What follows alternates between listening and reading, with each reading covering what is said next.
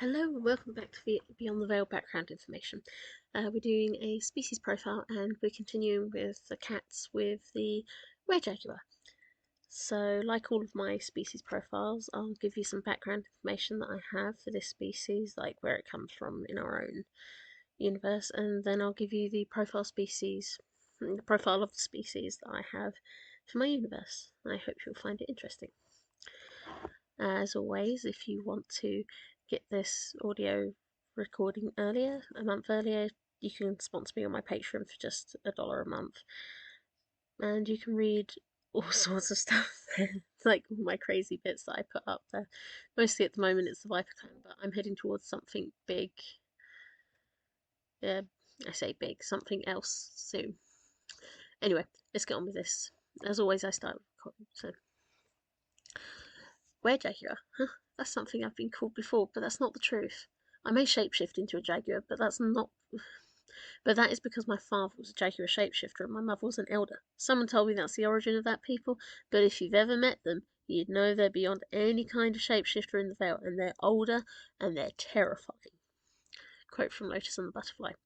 Even in my Vale universe, the Werejaguar stands out as something far different from the other werecats. Why is that? Well, you can say it's similar to why I have the Berserker as a separate species to Weretharians and shapeshifters, and is not an idea of turning into a big cat, but the merging of human and feline. Where do these ideas come from? I found myself reminded of some of the unique where do these ideas come from? I found myself reminded oddly of some of the unique prehistoric items we found in Germany, particularly the Lauermensch, or Lion Man icon, that recent research has thought to be not the head of any old lion on a human body, but that of the extinct cave lion. It seems werecats are much older and much more than just the general werewolf analogy they are often thought of. But that's why I was brought to thinking of the werejaguars and why that stands out as unique amongst the ideas of werecats. And that's why I felt it needed its own part, and I would then give a species profile of pure blood werecats, but then a separate one for werejaguars, which are a little different. Anyway, well, to begin with, an ancient civilization found in the Veracruz region, entitled the Olmec, were identified as a far more ancient society than the Mayan, and within the items found of them are the very distinctive Werejaguar ornaments. With this civilization dating back to around the second millennia BC, there are a lot of questions about who these people were and what the jaguar was to them, but it was clearly significant. Dotted around an ancient city are great stone heads with slightly elongated muzzles, cat-like noses in a grimace upon a slightly dipped head, but that the other features are all human. If you look for the images of them, please do, you'll see it very much is like a cat mouth upon a human head. There's lots of thoughts and ideas about these statues and whether the Olmec held a jaguar god that was linked to the underworld as in other regions, or indeed if this was a way to denote a royal lineage with some mythical idea of a queen pairing with a jaguar god perhaps, reminding me of the were-leopard folklore. But it's the prevalence of the imagery and the idea of the feline aspect on a human body that stands out, though the term were-jaguar for these is just common usage and probably incorrect. Now, aside from that similar thought of were-leopard heritage, the jaguar itself is a being in Mesoamerican culture that has a lot of power to it. I will say I've never heard of or found anything outside of fiction regarding were-puma or were-ocelot. If you do, let me know. The jaguar is the being that has been made a deity and seems distinctly linked to the underworld, considering like the leopard and the lion, the jaguar is the main predator, but take into account the sheer strength of jaguars and the fact they can kill caiman and other more aggressive animals, the fear of their nighttime abilities, their tolerance to water, and the fact there are stories outside of mythology of the sheer ferocity and strength of these cats and hunters' tales of vengeful cats that remember their enemies, there can be no doubt on the jaguar's incorporation into military and warrior aspects, much like the wolf and the bear in Europe. I will say briefly, the jaguar is my favourite cat, and having seen them in captivity along with other big cats, that large head and just different musculature compared to a leopard or a lion, you certainly can feel they have a much different feel from other big cats. Not that I'm biased, clearly. Mayan culture is one of our best sources for their jaguar incorporation. As they had a collection of deities represented by the jaguar from a god of war and a goddess of war, but also one of the hero twins in the Popol Vuh twin myth, I don't know if I said that right, is known for jaguar patches on his body and face linked to the jaguar this way, as well as through his violent tendencies. There's an ancient jaguar god denoted as El. It's thought to live in a jaguar palace and is linked to black sorcery, riches, and trade. But then there's the jaguar god of the underworld. Now, when I say jaguar god, I'm not talking about a literal cat.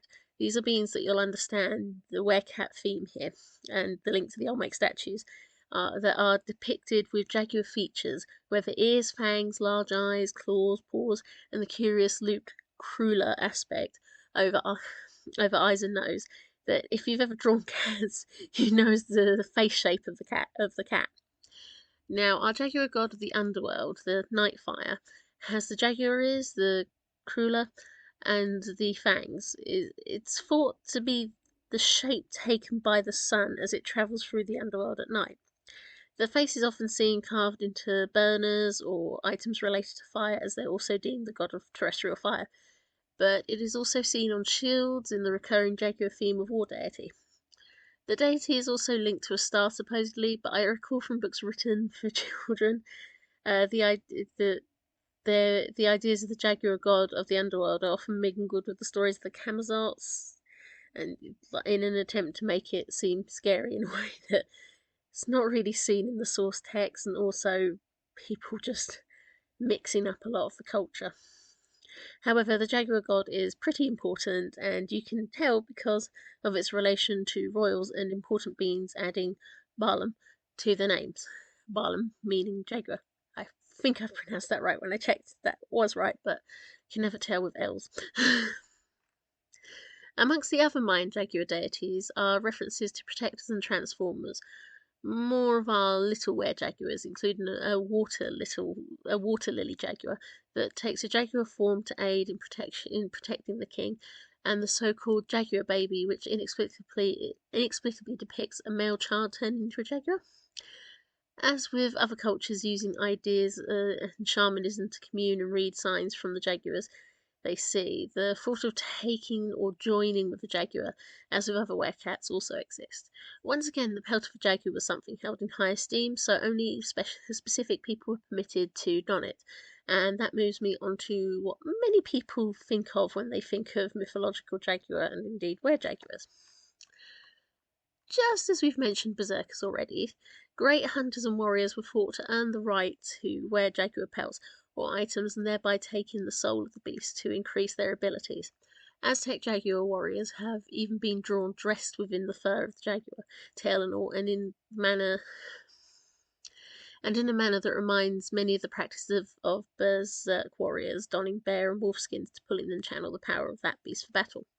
In fact, within the Aztec ideas, the jaguar warrior or jaguar knight was the title of the military elite, channeling the strength of the cat to be at the front of the battlefield, and the ones allowed quite a lot of privileges in strict Aztec society. Therefore, the European belief of werewolves would no doubt have mingled in to create the ideas we see in fiction of jaguar warriors as being turned into jaguars for battle. Also, the fact that the sources are written mostly by Europeans just interpreting what they're seeing as something they would know or equate to practices they've seen or heard of in their own culture. Fiction is often our main source for were-jaguar, just like with werewolves, and with most other were-cats, it is used often as a different were-fairy line that steers away from the very much white culture prescribed upon werewolves. The Were-jaguar, though, stands out compared to other were-cats for having much more of a recognised scope in fiction and in were-cat thought. I know more books including were-jaguars than were-lions or were-tigers, although according to Word's editor, were-jaguar is not a word without a hyphen, though were-tiger and were-lion is. Of course, I am biased in feeling more for the were-jaguar than other were-cats, though were-leopards are also very interesting. But with regards to were-cats on the whole, they really should dominate much more in fiction than werewolves do. They're wholly more interesting and certainly enrich in the paranormal parameters that are predominantly European vampires and North American werewolves, if that gives you a little hint as to what I mean. Now, onto the Vale. First, I'll discuss the pureblood werecats and then the werejaguars after, so you know why these beings are a little more different to just the standard werecat. It should also be noted that within the Vale, werecats are distinct from shapeshifters because there is a keener level of aggression in form, and many turn in order to kill enemies, not just for the fact they have the ability. So, talking about the pureblood werecats now. We have side neutral, created by demonic shapeshifter blood, inherited curse. Generally, you are born a werecat because one of your parents was one, and unlike werewolves, the curse is inherited. It may be that one of your parents was actually descended of a cat-shifting demon and have inherited the ability, but unlike shape-shifting, it is a nocturnal practice only. Created for demonic torment. Created when the split of the veil. Physical description: ordinary person that at night can take the form of a big cat. Abilities: ability to turn into a feline at night or when incited to violence. Werecats are associated with war and mercenary work, and the urge to fight can trigger the aggressive transformation. They are stronger, healthier, heal quicker, hear better, see better, sense better, and have very excellent agility. Most known for mercenary force of the vampires and the predominant night predators of Africa. Weaknesses: same as most mortal beings. Number: there's at least 1 million of them, perhaps more, but the inherited curse seems to be weakening in recent years, and is now most likely if both parents were pureblood werecats, rather than seeing the inherited curse more often. Well-known beings: there are stories of several tribes, commonly just titled prides, that worked for the vampire communities, but the bloodline of Tau, thought to be the predominant royal bloodline of the lion werecats, are the most well-known. Characters in stories: currently, there's a few here and there, with one villainous were-leopard named Enoch, who I initially had chosen to be cursed, but is now pureblood. But he's to be spoken of at another time. I like Enoch. Now the Werejaguars. Side neutral. Created by demons taking jaguar form, an inherited trait. Created for demons taking jaguar form and claim land and hunt humans. Created when before the veil was created. Physical description: ordinary humans, but for strange characteristics like claws, spotted flesh, or even jaguar ears and paws that turn into a being that stands on 2 legs. Is as muscular and powerful as a jaguar, and had the fur, features, and tail of a jaguar, whether black or tawny, with the rosettes noticeable on the roof of the human's mouth. Abilities: abilities to turn into a muscular and powerful 2-legged jaguar that can talk, fight, and even use weapons, but generally prefers to crack skulls in its jaws. Keen hearing and eyesight, as well as stamina and strength and ability to hit. Most known for cracking skulls and catching people for sacrifice, as they are still believed to worship demons. Weaknesses: obsidian spearheads and knives cause damage that doesn't heal, and the cutting off the jaguar aspect when in human form is said to stop them changing.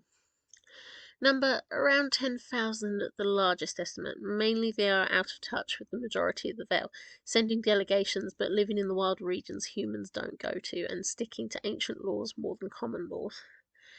Well-known beings: there are tales of Ekbalam, the black jaguar warrior that came face to face with the invading Europeans in the Vale territories and cut them down like grain, displaying their corpses round on a wall of spears to mark the line where no others might dare claim jaguar territory. Characters: I have been wanting to use them a little more, but currently I have the deadly twins Yautil and Nikali. And final comments: I am biased to jaguars. Jaguars are the best. The best. But we've covered werecats, and on a small note, because I mentioned werecheetah and how I have found no background info for them, just fiction. In my fictional world, a werecheetah is a werecat cross canine being of some sort, so not naturally occurring. Next month, though, we'll start on the spiders. Thank you very much for listening.